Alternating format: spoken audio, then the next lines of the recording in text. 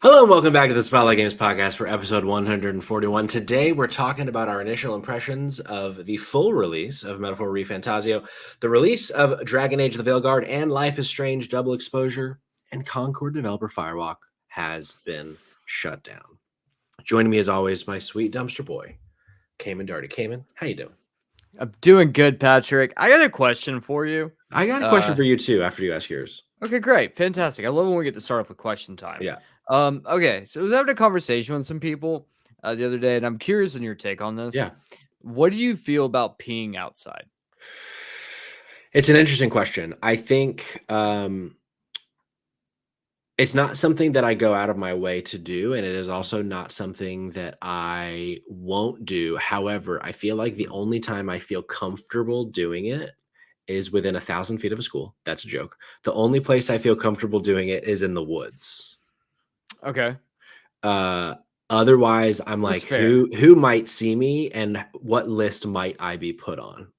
That's actually a really good point. I guess it doesn't really faze me as much because I live in the woods, so I can just pee outside anyway. Sure. Like, it's so easy. I walk out my front door, take 2 steps to the left, whiz. Fine. Yeah. I'm fine. Yeah. We were having this conversation where the other night and with some people, and the women were like, "This is fucked up, guys. We don't understand the fascination with you wanting to pee outside." Because we're all like all of us live up in the woods, right? Mm-hmm, mm-hmm. And they're like, okay, so I'm like, it's a man thing. I don't know. It's a freeing experience to have like the wind blowing on your downstairs, and you're free and open, and just feels like you're one with nature. Sure. And there was a person in the group that straight up just said to me, "You, sir, are feral." Whoa! And I was like, I might describe you as feral, but that does feel that it feels like an attack. Right. That felt like an insult. And I'm just sitting here thinking like, feral. Why? Because I like to pee in the woods? Then I looked to the gentleman, and I just looked at him, and he was like, then he started yelling at me about like, it's just men thing. And I'm like, one, shut the fuck up. Listen to me. Go outside, pee in the fucking woods. Okay? Then come back in here and you tell me that wasn't a fantastic experience. Sure. Dude wouldn't do it. And I said, okay, well then shut the fuck up. Yeah. So here's a couple things. I've also noticed the few times that I have partaken, I get a little shy. I get a little bladder shy. And then I'm sitting here, it's like, okay, it's been 45 minutes. It's not really been 45 minutes. So there's that. What do you mean bladder? Like, how many people are standing around you while you're trying to pee? Well, it's not even like, there doesn't even have to be anyone in particular, but like just the fact that I am in a space that I don't typically pee in. Oh, interesting. Then it's like there becomes this this blockage. Right. It's all mental. It's all mental. Sure. But then I also, Kayla Gray in the chat says must be nice. I think I actively like to choose not to, in solidarity. Wow. You know, or if I am, I'm gonna get one of those tubes. Right. Yeah. I told Sid, I said, I'll get you one of those tubes if you want to also pee in the woods. She just looked at me like, are you fucking kidding me? And I was like, sure.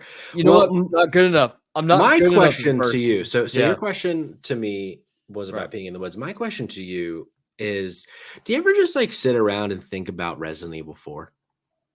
I do. You know, I actually do. What a great game. What a fucking great game, man. I was just before, like a little bit before we went live, because we're starting a little late for reasons.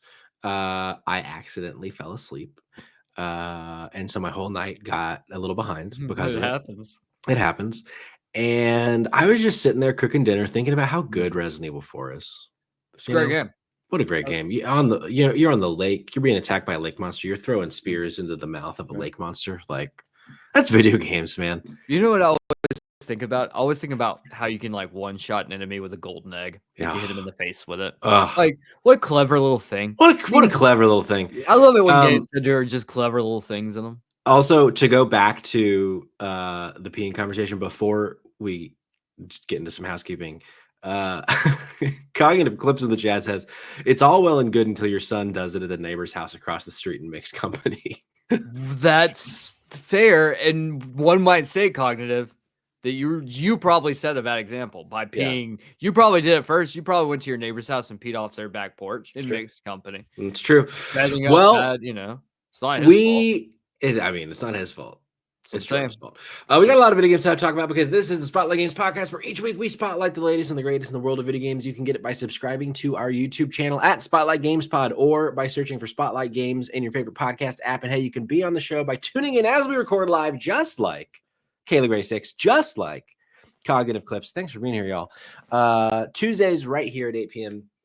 Eastern time on twitch.tv/Spotlight Games Pod. So be sure to follow us there just like they did, so that you're notified when we go live, so you can be part of that conversation. Spooklight Streams is coming to a close this Thursday. I know. Just the branding of Spooklight Streams is coming to a close. We're gonna keep streaming spooky games. This week we are finishing off the month with Mario Party Superstars in Horrorland. That's the Halloween themed map. And we're going to be in costume, folks. So, and not only that, we're bringing a couple new faces to the channel that have never been on our content before. So it's going to be fun. 8:30 p. Eastern time right here on twitch.tv/Spotlight Games Pod. So hope to see you there. And finally, join the Discord. We have a fun little Discord where we discuss what we're playing and generally goof off together about video games. So if that sounds like something you like, click the link in the description or find it in the bio of our socials. Join the Discord. Cayman. Yeah, we have some bad news today. We have some game releases we're going to talk about. Right. But before we get into any of that, as we so often do, we're going to start with what we've been playing. Yeah. So, Cayman, kick us off. What have you been playing? Been playing a lot of Metaphor Refantasio. Good God, I've been playing a lot of this game. I am Eric and the Human in the chat. Who could these guests be? Don't know who the guests are, but you are also playing Metaphor. So I would love to know where you are, because I'm currently 32-ish hours into the game. And you're probably saying, Cameron, where do you have time to do that? I don't work during the day. I just play video games. Sure. That was a joke out there, bosses and such. Dude, I've literally every waking moment that I have a spare second, I am playing Metaphor. Yeah. Good God, this game. What a game. Fucking it's so good. It's so good. We're actually, in a couple weeks, we are going to be bringing Eric the Human on to have a full-length discussion about the game. Call it a review, call it a spoiler cast. We're going to call it what we want to call it. But because he's a lot further ahead than we are. Right. But yeah, because I'm about 10 to 12 hours in. I'm just a little bit past. But it's because I say I'm 10 to 12 hours, but it's because I've been taking my sweet time. Right. I really should be like 5 to 7 hours in, because I'm only a little bit past the prologue. I just took my time in the prologue. I'm in the first like real dungeon. But yeah, so how far in did you say you are? About 30 to 32. It's around 32-ish hours. Okay. Here's the thing. I think what's so cool about this game, I have no fucking idea where I'm in. Like, I don't know how far I'm in on this game. I don't know. I legitimately do not even know where I could even begin to start grading a point in which I think I might even be located. Specifically, just because it's the way that it's structured, with the fact that you can tackle so many different unique dungeons, like completely separate from the main game, or you don't even have to touch them during the game. So like trying to figure out like how to navigate those waters, like I couldn't even begin to tell you. What I can tell you is I got 4 party members. Okay. And I that's all I want to tell you, because I feel like every single thing about this game is just every single time you get to like a next part of the story, like the game throws like a fucking twist your way that's just like out of left field. That like, so like talking about the story itself, or even like your supporters, which are essentially your party members, like even talking about them feels like such huge spoilers to a certain point. Which we don't want to do. Yeah. Not yet. Right. And that's I think that's so cool about a game like this, where at the same time too, I was talking to Boston Mike, friend of the show, Boston Mike. We all know Boston Mike. I was talking to Boston Mike about it. He's like, so this is what the nerds are playing right now. I'm like, yeah, this is what the nerds are playing. But also at the same time, like, I don't I don't know if I can like I don't know who to recommend this game to that I don't already know is already a big Persona fan or is Sure. a Shin Megami fan. Sure. Um that like if you like those games, this game's gonna be fucking bonkers for you, and it's gonna be the perfect mix of I think all of like Shin Megami Tensei and Persona like Yeah. combined together. I think this is a perfect mix of them. But like if you've never played those games before, I have a really hard time being like, you should spend $70 to play this. So I was like, dude, play the demo, Yeah. see if it clicks with you. Because if it doesn't, like, do not waste your time because it will not get any better for you. What a brilliant tactic by Right. them to release the demo, because it really is like, I'm really not that far past what you can do in the demo, but like it feels like, I mean, the demo is yeah, it's just the game. So it's a great way to like recognize whether or not you're gonna fuck with it. Right. Um, yeah, I'm having a great time. My one question to you and to Eric, Yeah. even in the chat, do you feel like so far I am having a little stress in the Mhm. game deciding what to do and where to go? Does Yes. that get better? No, it gets worse. Okay. It gets so much worse because they open up so many things to you. Like so many options are available to you on things that you can do throughout your day or your night. And there's so many side quests that you can figure out that it really is one of these games where like if you are going in blind, there's no I don't think you can I don't know if you can enjoy this game if you go in blind. Sure. Because like I'm not kidding when I say like you really have to use the features around you to try to figure out like, okay, where are other people going right now? Because if this dungeon, like Eric mentions that he's like checking to see the online features, which is true, because it feels like you are like going into like, okay, I'm gonna go do this side quest over here that takes me to a unique dungeon. But that unique dungeon also is related to like two other side quests. So I want to make sure I do everything in one go around because I'm trying to maximize my time. Sure, because time is so important So in these there's games. so much strategy involved that like if you get stressed at all about this stuff, like just use a fucking guide. Yeah. Because I think also I'm I can going to rely on a guide, at least to like, if I get to a point where I'm like, I kind of don't know which thing to do right now, I'm just going to check in and see like, what would they that's recommend? that's pretty much Yeah. where I was definitely a moment of like I'm borderline having a panic attack because I don't know what to do. And Yeah. and you know, and if you play these games, you definitely know already that like one of the big features of these games is if you mess up like a couple things throughout a playthrough, like you're fucked. Your Yeah. 100-hour playthrough is going to result in the worst Yeah. possible ending And and I you just don't missing have the time content. for that.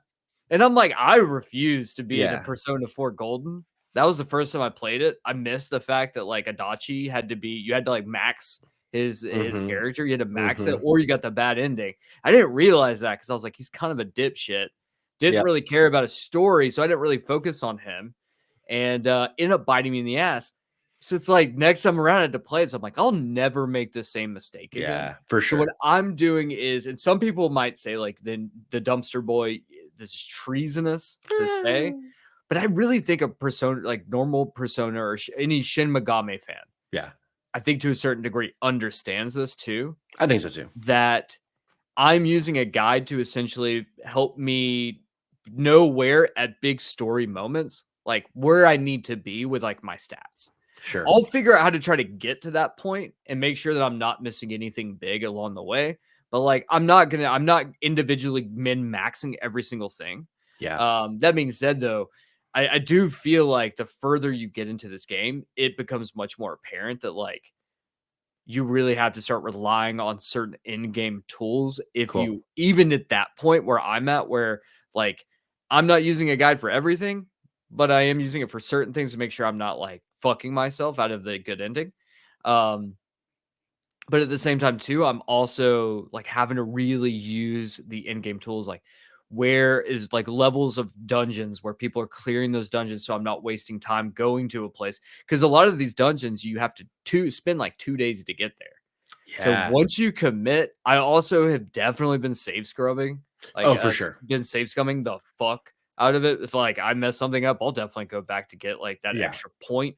for Because like sure. even like you get like, okay, so like your stats, like your every character, your character has like your baseline stats, but they also have personality stats that you have to unlock additional content in the game. Additional side quests can't be unlocked until you get a personality trait up. So in this instance, I like you have to. Have been like, if I know I can get 4 on a certain thing, and if I walk away with 2, I'm like, I'm going back to my save.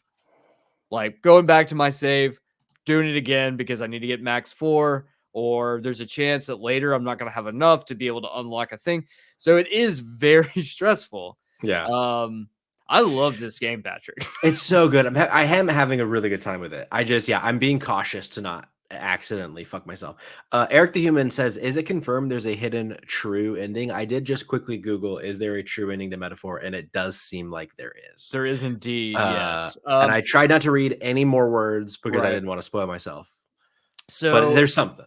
yeah, so and this is not like Eric, if you want to know like a non-spoiler answer to that question, and I can kind of tell you, then you'll know. That being said, for the major audience, yes, there are, from my understanding, at least 2 endings. Okay. So you get a true ending and then there's a bad ending. Okay. And there are certain requirements you have to hit to get the true ending. Which, this is what I love about this. Apparently, unlike Persona 4, where you can unlock the bad ending in about 40 to 50 hours.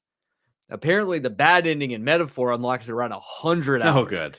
So imagine spending 100 hours of your life. And then you realize you made a decision 60 hours ago. Correct. That you just fucked yourself.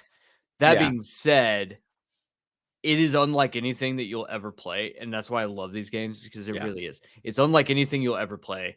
And I don't know, like it's like you said, if you're on the fence at all, and definitely I feel like when you hear me talk about it, it definitely seems, if you've never played one of these games, hearing that you can get a bad ending in a game 100 hours in sounds really bad. The truth is, yes, it is really bad.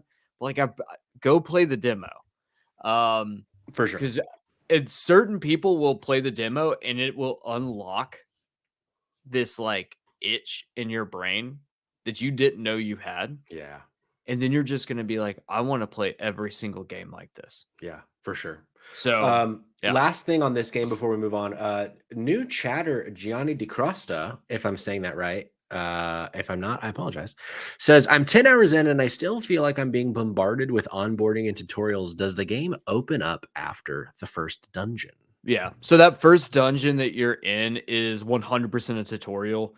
And this is also something like, if you've never played one of these games, then that's kind of a running theme. Typically you'll see them in most of them, especially Persona. I feel like it's more defined. Yeah. That the first 10 hours is just a tutorial, which is insane to think.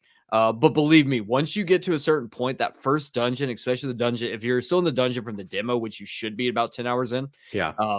Once you're done with that dungeon, the entire game opens up and it's pretty much like fend for yourself. Okay. So then you have to really start relying on like, you'll get little blurbs every once in a while that'll be like, hey, here's a feature that you need to know about. We'll never tell you about it again. But let me tell you, that will save your fucking ass if you go on and make sure you buy information from informants at every inn you go to. Because you will get so royally screwed in some of these dungeons if you don't know what you're getting into when you walk in. That's a great tip. So like we could literally, I think, if you wanted, we could sit down an extra 10 minutes. I can just go through tips and tricks, but yeah, don't worry. That will open up. You're going to have a way more open, way more like hands-off experience once you're out of that first dungeon. Let's save tips and tricks for our deep dive with Eric the Human. We can do like a pre-spoiler section and then a post-spoiler section. Jake Twitchett in the chat says, we talking Metaphor out of 10 ReFantasio. We are wrapping up the conversation on Metaphor out of 10 ReFantasio. But it's a great segue, Jake, because just the other day I was watching the homie twitch.tv/Jake Twitchin, amazingstreamer.com, stream a game called Windblown. And as he was streaming it, I bought it and played a little bit of it. This is a game. It's in early access on PC, but it's going to come everywhere, I'm sure. It's from the creators of Dead Cells, Oh, okay. and it's a roguelike, and it's basically what if Hades and Dead Cells came together and had a baby, and you can play as an axolotl or a basilisk or a bunch of other cute animals. This game rules. It's the kind of game where like every screen is gorgeous. Like it has this like neon aesthetic that's really satisfying. The combat feels great. It has maybe my favorite dodge of a game to date. It just feels so good, and they build the maps in a way like you can see right there on the B-roll. It just you whip around with this dodge. Like it gets to a point where when you're running around, you're basically just spamming the dodge button, or it's like a dash more than a dodge. And it feels so good. And the music in this game, goodness gracious, I hope that this game gets out of early access as soon as possible so that it can have the full release on consoles, because I think this game is going to be a hit when it comes to the Switch and PlayStation, etc. Getting major Dead Cell vibes by Yeah. like the bullet hell portions. Uh-huh. Looks great. Where was this show? This was shown on someone showed this game off at like, well, maybe it was Summer Games. Summer Game Might have been. Fest, I forget where we saw it, but we had seen it before. Because wasn't the trailer like just hyper gory? And it was just like Yeah, almost that's like right. Happy Tree Friends kind of. That's right. That is right. I think that was that trailer. And yeah, so I'm having a great time with this. So yeah, if you have a PC or a Steam Deck and you like a Hades type game, check out Windblown, because I think you're really gonna like it. And then if you don't have a PC, keep your ears to the ground for when Windblown comes to console, if you like that style of game. A couple other quick ones I want to talk about before we jump into the show proper. Yeah. I finally listened to the Dumpster Boy. I played Bimfeto. Dude. Rose and I last week on twitch.tv/SpotlightGamesPod for last week's Spooklight Games stream played Bimfeto. It's like an hour and a half. Yeah. And what a joyous little freaky little game. It is so weird, man. It's so weird. It's like it has this vibe of like Animal Crossing in a way. Yeah. But it's like as if it were on a Game Boy, but it has this kind of meta narrative that you're playing an emulation of this game within the game world. And it goes places that I never would have expected it to go. And it's tragic that this game didn't come out this year, because it would be in my short list for my top 10, but it came out at the end of last year. It's such a, so I picked this up. I've played this too. I got this for a dumpster dive. I picked it up for like $5, and I walked away being like, this is exactly what a dumpster dive is. Yeah. Of a game that you've never heard of before, that is just so absurdly unique. And it's just and it's also less than $10. Yeah. So like, it's like $4. Right. So, and I think the thing is, when we were talking about this, we were talking about this before, because I kept pestering you about, you guys need to play it for Spooklight. You guys need to play it for Spooklight. You guys need to play it for Spooklight, because it's short. And you told me, you were like, yeah, we looked at it and we're like, this doesn't look like a horror game. And like, is it? It is 100% is. Yeah. Which is the wildest part. And that way, when we were streaming it, friend of the show, Handsome Tony, was in the chat, and he put it in such a clear way. I think it gives major Inscription vibes, but Inscription is definitely more like overt in its kind of horror vibe, but that like there's a lot more going on here than you think, and that in its own right is kind of like spooky horror-y, of like there is more than meets the eye. But yeah, definitely if you have an hour and a half and you want to play something that you've like unlike anything you've ever played before, check out Bimfeto. The Dumpster Boy 8 on that one. And then last thing, just a quick update on Alan Wake 2 The Lake House, the final piece of DLC for Alan Wake 2. I wrapped that up since last recording. I came across this annoying issue where I locked myself out of some story stuff by hitting a point of no return without realizing it was a point of no return. But the good news is it's a pretty short experience, so I kind of redid it to get those things. But ultimately, like if you like Alan Wake 2, check out the Lake House. It's good. It connects to Control, which is very overt, I think, from the trailers. I don't think I'm spoiling something by saying that. But I think it's like kind of setting up maybe where Control 2 might go, which is cool. Right. And it didn't hit as hard as I think I wanted it to, but I did enjoy it more than the Night Springs DLC of the Alan Wake 2 DLC chapters. So, and now also I realized I listened to a conversation with Sam Lake, game director and founder of Remedy, and Janina Gavankar, who plays the main character of the DLC, Agent Kieran Estes. And he was saying that now in Alan Wake 2, if you play it as a new player or if you do a new playthrough, you can access the DLC in the game when you come across the TVs throughout the world that have like Night Springs on them. Yeah. You could interact with them to like trigger playing the DLC chapters, which is a really cool touch. That's interesting. Yeah, and I think one of them you can only access from Alan's world, and one of them you can only access from Saga's world, which is really cool. I love when that kind of shit. When they like, eventually I'm gonna replay Alan Wake 2, so it'll be fun that there's like a little bit of new stuff in the game for me than my original playthrough. So, yeah, check out Alan Wake 2: The Lake House if you like that game as much as I did last year. Cayman, do you want to start with the bad news, or do you want to start with talking about some games that came out? Let's just go ahead and rip the Band-Aid off. Let's rip the Band-Aid off. Firewalk has been closed by Sony. This I'm pulling directly from Sony Entertainment Communications. This is Herman Holst. He says, today I want to share some important updates from Sony Interactive Entertainment Studio Business Group. We consistently evaluate our games portfolio and status of our projects to ensure we are meeting near and long-term business priorities. As part of our ongoing efforts to strengthen SIE's studio business, we have had to make a difficult decision relating to two of our studios, Neon Koi and Firewalk Studios. Expanding beyond PlayStation devices and crafting engaging online experiences alongside our single-player games are key focal areas for us as we evolve our revenue streams. We need to be strategic, though, in bringing our games to new platforms and recognize when our games fall short of meeting player expectations.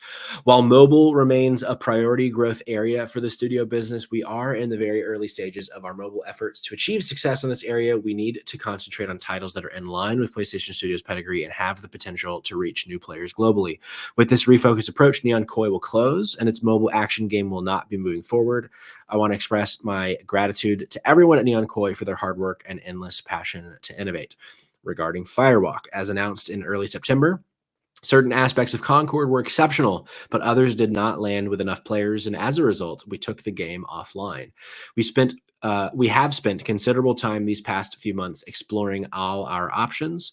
After much thought, we've determined the best path forward is to permanently sunset the game and close the studio. I want to thank all of Firewalk for their craftsmanship, creative spirit, and dedication. The PvP first-person shooter genre is a competitive space that's continuously evolving, and unfortunately, we did not hit our targets with this title. We will take the lessons learned from Concord and continue to advance our live service capabilities to deliver future growth in the area. I know none of this is easy news to hear, particularly with colleagues and friends departing SIE. Both decisions were given serious thought, and ultimately we feel they are the right ones to strengthen the organization.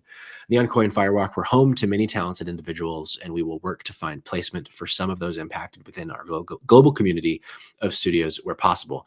I'm a big believer in the benefits of embracing creative IP, embracing creative experimentation and developing new IP. However, growing through sustainable financials, especially in a challenged economic environment, is critical. While today is a difficult day, there's much to look forward to in the months ahead from the blah, blah, blah. Like, fuck you, Herman. Thank you for your continued support. So a lot of words there. A couple things that jump out to me that I know that this is a canned message. I know this went through lawyers, I'm sure. Yeah, but absolutely. I just find it so disrespectful when in these kinds of things, they're like, for the people departing the company. No. They're not departing the company. You Right. have gotten rid of them. Like that gives them agency to me, and you have taken away their agency and said your job is gone. Everything you've worked on the last 10 years is gone. And I just don't buy it. I don't buy that they, after much thought, we have determined the best path forward is to permanently sunset the game and close the studio. I don't think so. I call bullshit that you gave this a lot of thought, that you've been exploring considerable time. You've been exploring options these last few months. But where's your head at on this, Cayman? I mean, I'll go ahead and do the obligatory, this sucks on a person-to-person level. Yeah. No one deserves to have their livelihood ripped out from underneath them. Speaking from experience, it's not great, and no one deserves to go through that. That's obviously the answer that I think we should start with. First and foremost, just go ahead and get that out of the way. That being said, truthfully, I don't know if there was a path ahead for this game after they pulled it down the first time. Sure. The only thing I could have thought was potentially them turning in it, and I did believe for a good chunk of time that they would have turned this into a free-to-play game. Yeah.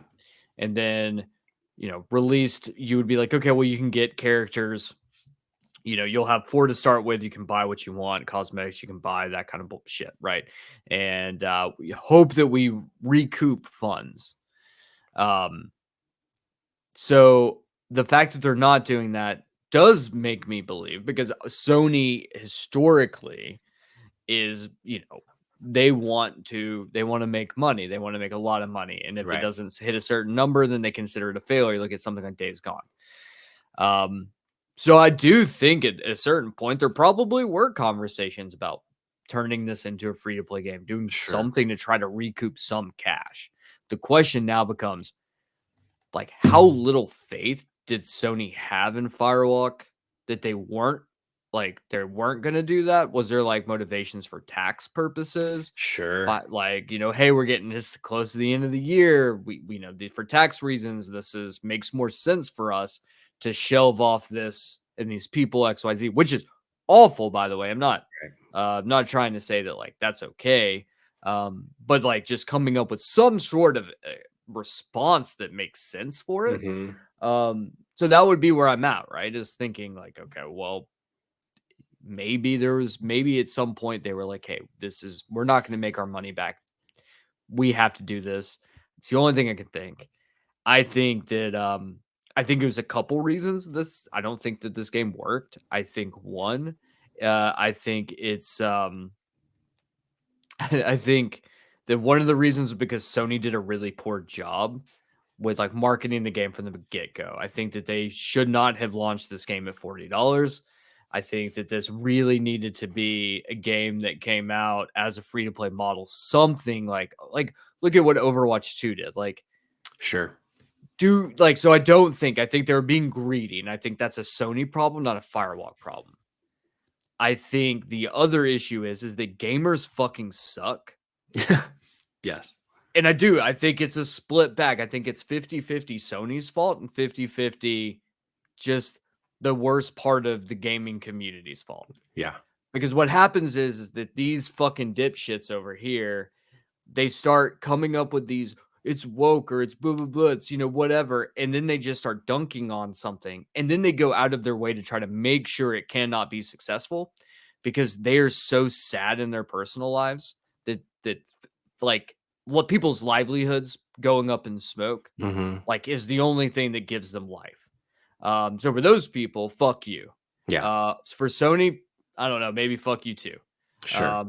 All around, this is I feel for the developers of Firewalk more than anything. Yeah. And I do feel like that this will be a case study probably going forward. Yeah. On like how not to be in the situation. And that, once again, it's not taking a pot shot at Firewalk. I think it's more so at Sony, to be honest. Like, I think that I think what the live service game genre will learn from this moving forward is, if you're going to launch something like Concord, a new hero shooter, whatever, you got to fucking market the game. Correct. I feel like ultimately that was the biggest pitfall here. Like, I know that the fucking go woke, go broke bullshit crowd was very loud about Concord, but I genuinely believe that they are not a big enough group that they could sink a game. I feel like this was Sony just not Okay. actually showing up to market their own fucking game. I think it's a mixture of both. I think Sony doesn't show up to market their game, and so this very loud vocal minority, or this very this very very loud group of individuals. It's a small group, but they overshadow so many other people who just don't go online to like For just sure. spew shit, right? These people just do it all day. So I think it really comes down to it. It's like Sony's not marketing it. And so Right. they're the only voice anyone hears about this game. Right. So I mean, yeah, no, for sure. right, all they're hearing is negative coming out of this group over here because Sony's not combating it at all. Yeah. Sets the precedent that Sony doesn't believe in this. So like maybe these guys over here, though crazy, could potentially be right. Yeah. Evan Brando Show in the chat says, first he says, I was so excited to tune into my favorite Twitch podcast, and then I remembered Cayman was also on it. It happens. It happens. But then he says, do you think marketing would have helped? Would more eyes on a bad product help? I mean, certainly it wasn't even given a chance, but let's be real. It wasn't a quality product. I disagree so wholeheartedly that it wasn't a quality product. I thought this game fucking ruled. I mean, Evan, you know, I don't really fuck with multiplayer games. This was the first person shooter that I was playing when the servers were taken down. Like I was in Concord. And a lot of it is from friend of the show, GWT Maury. He got me in on it. But I thought it was so fun. I thought the gameplay loop was so good. And I thought the thing that worked for me was that it was just oozing style, and there was, and it had that Sony first party polish, right? And it was like, I don't know, there was just so much about it that actually made me want to come back and play. Not to say that it was a perfect game. There were a lot of issues with it in terms of like there weren't enough modes. There were things missing, but I think if this game had actually gotten in front of more people, throw this game ahead of Monday Night Football like one time, and I bet it would have found an audience. I genuinely believe that. But because the only time they ever showed it was on their own State of Play, right? I just don't think it ever got in front of enough people. And then to your point, that the crowd, anyone that lives online in gaming, they couldn't get away from this game being called woke at when it was launching. So that but like for your everyday gamer, for the people that aren't on Twitch, for the people that just watch TV, see an ad for a game that they think looks cool, they buy it and they play it. I think that crowd was not marketed to, and I think that is the crowd you go after for shooters, in my opinion. Right. But that's just me. You're not wrong. You're not wrong. And it's such a bummer. It's just the whole thing's just such a bummer because I think the big thing here is like it had that Sony level polish. Yeah. That like I don't really think you see in a lot of games. And just the whole thing fucking sucks. It's frustrating. We were talking earlier about I like made this joke offline where I was like, for tonight's episode, why don't we do the scariest moments of gaming in 2024? And lo and behold, literally 5 minutes after I said that, we find out that Concord gets closed. Yeah. It's like, okay, well, we're not fucking doing We're that. not doing that. We're not doing that. But guess what? This year has been rife with these issues. And I hate to say it, Patrick, but I don't know if it's going to get any better. I don't think so either. And last kind of thing on this topic, Evan says in the chat, I just thought the designs looked like a butt personally. If there were two things that I think Firewalk could have done differently. One, not launch for $40, but we've had that conversation. I think the other thing, I think the 4 characters that they chose as the faces of the game were the 4 least interesting characters in the game. I think there were so many characters in the game that were really cool, had really awesome designs that you wouldn't know about unless you played the game. Correct. Because the guy, like the lizard dude that looked like dollar store, or he seemed like he was like dollar store Peter Quill, that he was like the least interesting character in the game to me. So there were a few things like that. I think if they had spotlit a couple other characters, I think could have been potentially gotten more people in. Pinksy Gaming in the chat. What's going on, Pinksy? Okay, let's turn to something that we've not done at Spotlight Games in quite some time, which is a little reviews roundup. And the reason we're doing this, Cayman, is what you just said a few minutes ago. There's just so many fucking games out. Hold on. You ready for this? I did the Yeah. math earlier. Yeah. If you were to buy every big release in the month of October, do you know how much that would cost you? I'm going to guess $300. $490. God. That's so bad. So As a fucking PlayStation 5. correctamundo. Too many games. Yeah. So we have a couple reviews on Life is Strange Double Exposure because I don't expect that we will be getting to this super soon. And then after that, we're going to talk about Dragon Age: The Veilguard, which I do think we'll get to sooner than Life is Strange. But yeah. So this first one from IGN gave Life is Strange Double Exposure a 9 out of 10. And I just pulled some snippets from, this isn't their full review. We don't have all night. Nick Malett, if that's how you pronounce it. If not, I apologize. Said, it's been a long time since I've played a game that stuck with me in the way that 2015's Life is Strange has. Its ability to tell a unique coming-of-age story about a rebellious but often shy teen without coming off preachy or overstaying its welcome was refreshing and had me thinking about it long after I discovered everything I could within the confines of Arcadia Bay. While the series has had a few sequels, prequels, and side stories since, none of them seems to recapture the magic of those first 5 episodes for me until now. Life is Strange Double Exposure not only lives up to the sky-high standards set by the original, but also manages to take it in a fresh new direction and improve on nearly every aspect from the previous game.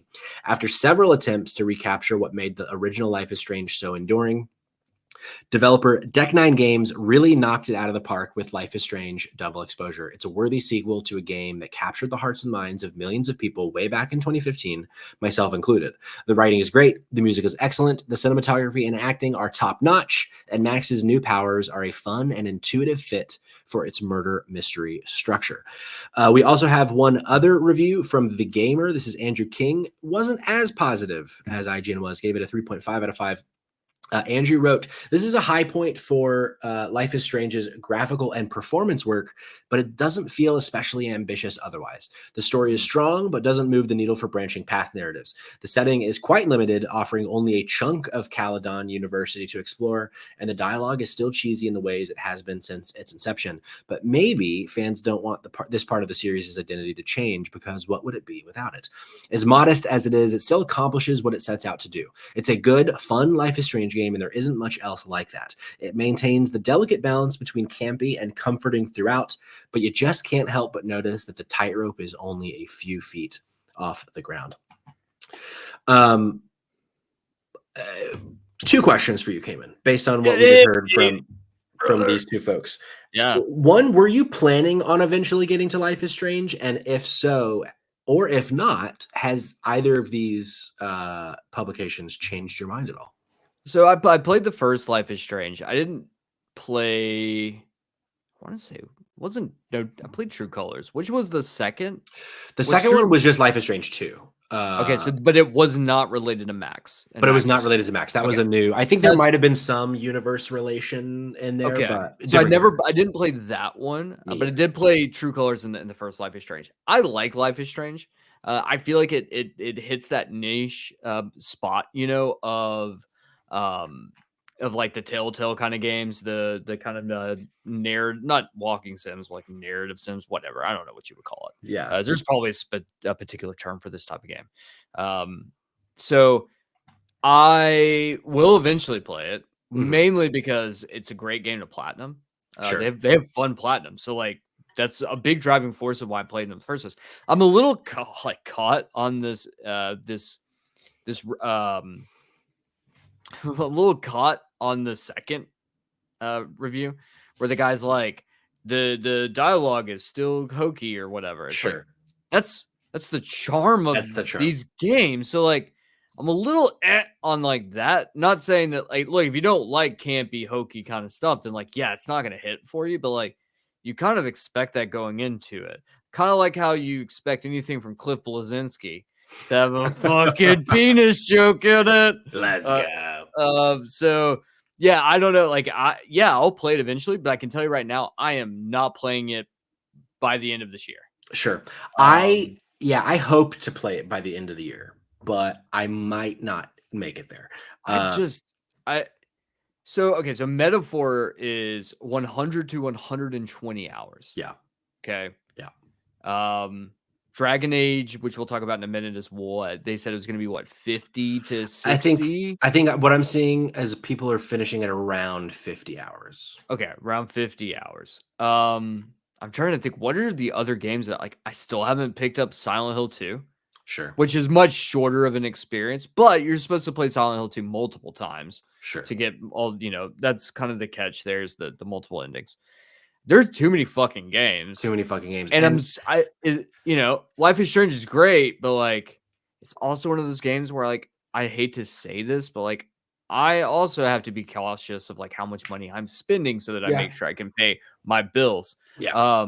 That being said, it's like, okay, well, this is a game that I think for the first 2 games that when I got the first 2 is picking them up on discount, picking them up for $15-$20. Is that shitty of me? Probably. Hey, that's the market though. The way it shakes out, like it's one of those games where like I'll probably pick it up again around that same price point. I'll play it.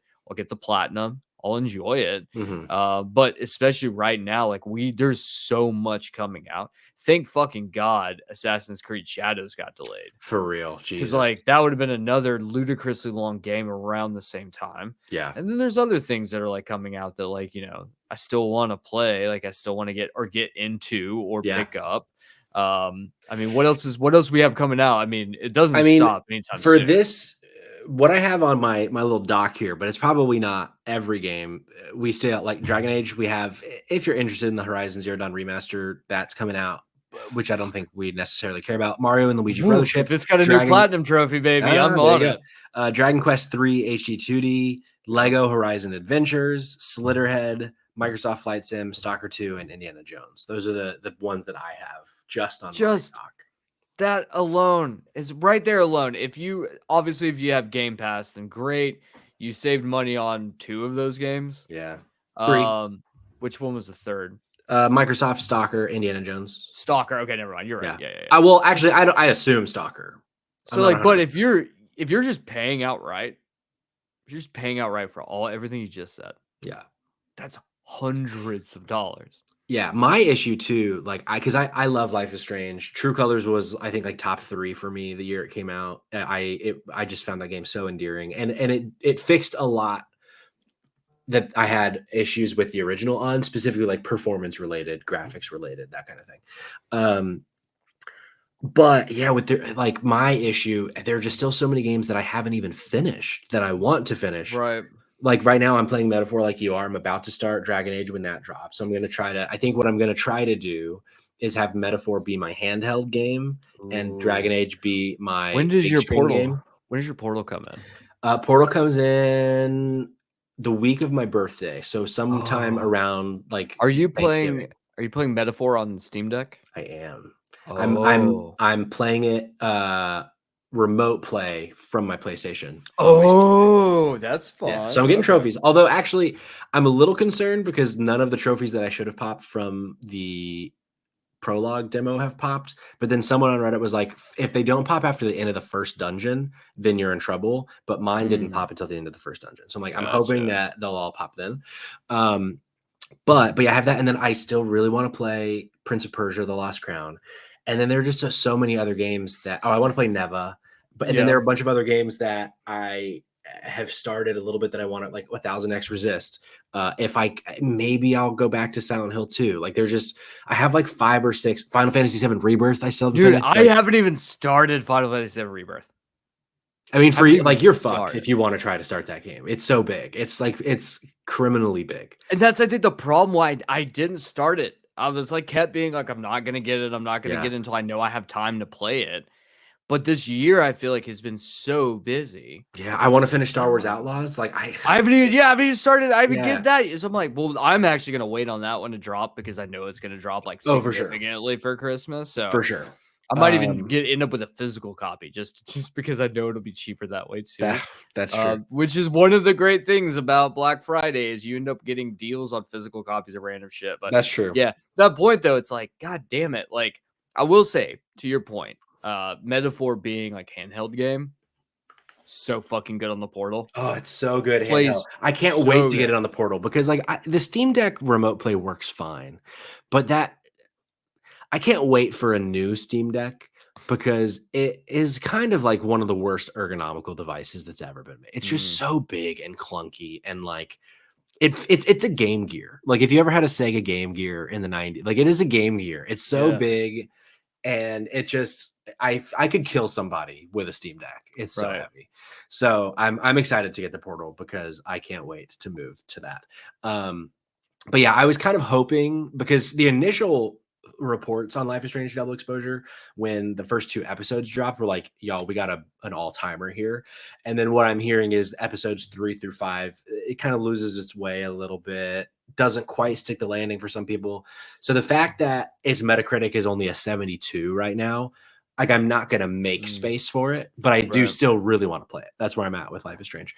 But a game that I'm definitely making space for that we also have a review roundup for is Dragon Age The Veilguard, currently an 84 on Metacritic. So a little lower than I was expecting, but still very good. First one also from IGN, also a 9, but this one is from Leanna Hafer. She says, Dragon Age The Veilguard refreshes and reinvigorates a storied series that stumbles through its middle years and leaves no doubt that it deserves its place in the RPG pantheon. The next Mass Effect is going to have a very tough act to follow, which is not something I ever imagined I'd be saying before I got swept away on this adventure.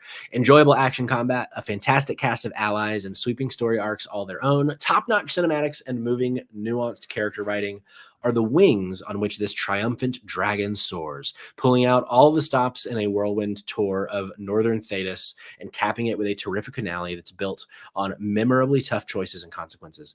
If we never get another Dragon Age, at least it got to go out on a high note.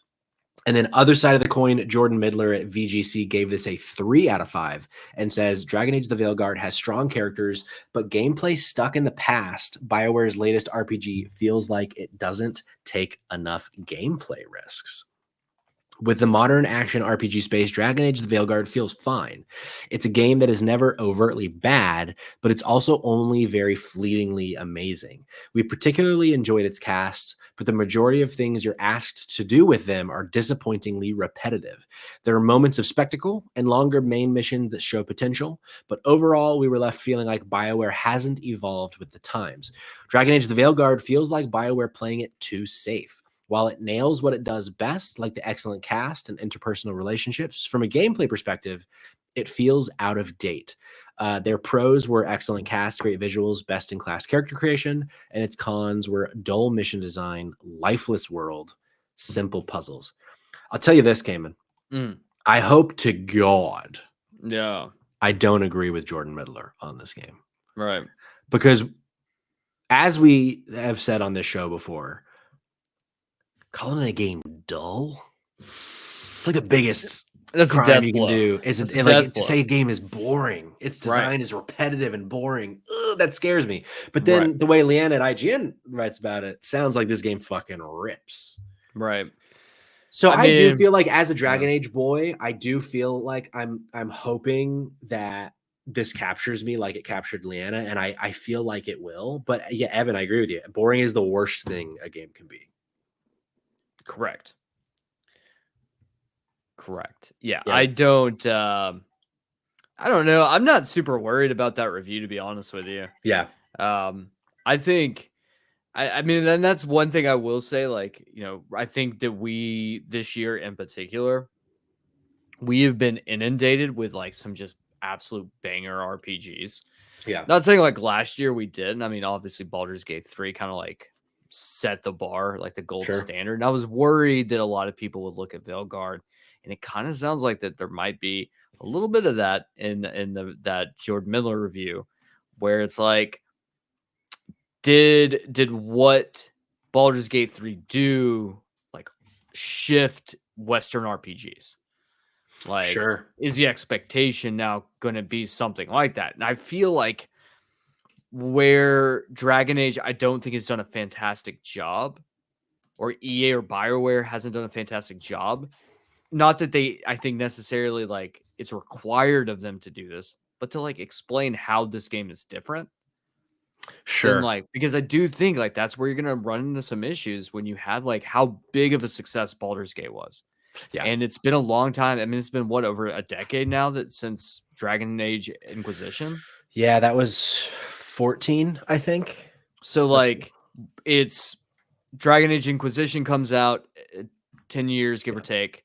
Yeah. 14. So like 2014. it's gamers aren't necessarily going to remember exactly what Dragon Age was or what it did really well. Sure. But they're going to think about like, okay, well, what's the next closest Western RPG? And it's like, okay, well, Baldur's Gate would be the closest thing I would say you can compare these two, right? Sure. So I think it might be if you are if your gameplay loop is more, it could potentially be dated. Like there's a chance it could be. But at the same time, too, I think we always talk about the fact that it's like, are you doing whatever you're set out to do? If it's not going to be something that reinvents the wheel, then whatever you are doing, make sure it's perfect. Because you're not going to get as much wiggle room for someone who takes chances and does something crazy. Sure. Than if it's like, yeah, we've made this same game. It's like Call of Duty, right? We've made this same game for 15, 20 straight years now. So every game that comes out has to be perfect, or we're going to see all the flaws. Because we've seen perfection before. And I worry that like Dragon Age might be that for some people. I do also feel like you've got those dipshits on the other side of the internet that won't shut the fuck up. Yeah. But I think the other thing too is like this year though, we've been eating good. I mean, we've got that is true. Metaphor ReFantazio. We have Final Fantasy Rebirth. Like a Dragon Infinite Wealth. Yeah. Dragon's Dogma 2. Mm-hmm. We're getting remake remasters of Dragon Quest 2 and 3. Yeah. Visions of Mana. The RPGs this year have been fucking stellar. Yeah. Which also, I still haven't played fucking Visions of Mana. Oh, what the fuck is wrong with me? So like, I do think, which is wild to say, but like, I do feel, yes. And Evan said the new Mario Luigi game. Yes. 100% another one. So I'm sitting here thinking, like, if you sit there and think about like Dragon Age is actually dropping in a year, they're like, I wouldn't want to be Dragon Age. Sure. But I do think what I find most, I think, exciting about this is neither of those reviews said it, but other ones that I read and have listened to on other podcasts is like, I'm hearing BioWare is back. And from what Jordan was saying with VGC, it seems like maybe for him, BioWare's back, but in a way that he had hoped they'd evolved a little more. Right. But I feel like I'm in a place where like if BioWare is back and it's not Andromeda, it's not Anthem, that very well could be enough for me. Like could be, yeah. Big sprawling quests, all sorts of allies going on quests for them. Like it seems like the Veilguard has that too, of like companion quests and like those kinds of things like that. That's the stuff that makes Dragon Age so good. And I just, I have a good feeling about this one still. But I will say, because last week we did Too Soon Game of the Year, and we talked about maybe Dragon Age kind of hits that. I will be surprised based on the reception so far if this game ends up taking a lot of Game of the Year awards. I think I was expecting it to land closer to the 90 or 90 plus range, right? For it to actually make that splash that Inquisition did 10 years ago. But yeah, I'm still excited. Remember, Inquisition won Game of the Year with an 85. That's true. You're not wrong. This is only an 84. So you're not wrong. There is room. I don't think at an 84. I don't think it's going to win. Sure. In a year with Astrobot and Final Fantasy VII Rebirth, I don't know that it's going to make the cut. I do. And we still haven't even gotten, Stalker. We still haven't gotten Indiana Jones, apparently. The previews, holy fucking shit. Apparently holy this game fucking is shit. The previews insane. for that game sound so fucking good. So I don't necessarily know like how how it's all going to shake out in the end, obviously. But Yeah, I do think that like I feel like we're having like one of those like Guerrilla Games moments sure. where it's like BioWare's, well, not that like I think Guerrilla was ever gone. Guerrilla popped off with Horizon, obviously. I mean, I think everyone was. I think the Killzone, let's be honest, was kind of meh. You know, Sure, it's kind of sure. meh. It's kind But of meh, yeah. but like Guerrilla makes Horizon such an incredible game, and it goes up against Breath of the Wild. Then they release Forbidden West, which goes up against, what was it? It went up against fucking Tears. They did go Tears of the Kingdom, did it? Forbidden West was. Yeah. Well, no. Tears of the King was last year. Oh, wait a minute, Forbidden because West Elden Ring was Elden Ring. That's right. That's right. So it's like, fuck, right? You're not gonna get through this. I kind of have this feeling right now about Dragon Quest where I'm like, I really feel bad because if this game is really good, I do worry that because of just how much people have kind of given up on BioWare because of like how big of a dumpster fire Anthem was. And Sure. I think honestly, Andromeda was like unfairly roasted. It did not launch well. So, like, as people out there going to tell me I'm a piece of shit for saying it. Like, it did not launch well. I 100% there with you. But I do think if you went back after they patched it and fixed some stuff, like, it's actually a really good game. But like, I do think between Andromeda and Anthem, like, they've lost a lot of goodwill that they once had. And the fact that like this is launching in such a hectic year, especially such a hectic back half of the year, that like I am nervous that it's not gonna get the same the same splash, which I worry is going to damage BioWare even more. It might, yeah. But yeah, they've already been talking about the next Mass Effect, even though this game comes out in 2 days. That was in the news today. But yeah, we'll see. We'll definitely be back with our thoughts on this in the near future. I don't know about next week, maybe in a couple weeks, because famously next Tuesday is the election here in America. So we're figuring out what that means for Spotlight Games, whether we're going to record or not. We're going to try to figure out if we're going to be alive after. Oh, that's true. But that's our show, folks. Thanks for being here. Let us know. Are you excited to play Dragon Age: The Veilguard? Are you excited to play Life is Strange Double Exposure? I'll tell you, someone who is playing Life is Strange Double Exposure right now is Jake Twitchin. So we might go raid him in just a second once we wrap up. But Kanan, before we do, where can the folks at home find you? Oh, where can the folks at home find me? You can find me at the Dumpster Boy on Twitter. You can also find me peeing in the woods. Yep. If you ever just stumble through the woods, you're just find a random dude peeing, that's probably me. This is true. And if it's not me, could be the local pervert. It's true. So call the police, probably. Call them. You can follow me at PSchwussy, but you can follow, more importantly, the pod on Twitter at Spot Games Pod. Everywhere else is Spotlight Games Pod. That is right here on Twitch. That's YouTube. That's Instagram. That's TikTok. Thanks for being here. Shout out to Evan in the chat. Shout out to Pinksy in the chat. Shout out to everyone else that was in the chat throughout the show. Eric the Human, Cognitive Clips, Kayla. We love y'all. We thank y'all. We'll be back, if not next week, soon. But before next week, Tuesday, right here, 8:30 p.m. Eastern Time, we're going to be streaming Mario Party with some costumes on. I'm going to be wearing the head of Yoshi, the live head of Yoshi. I'll be wearing. So stick around. Let's go raid Jake Twitch and show him some love. Thanks for being here. Bye-bye.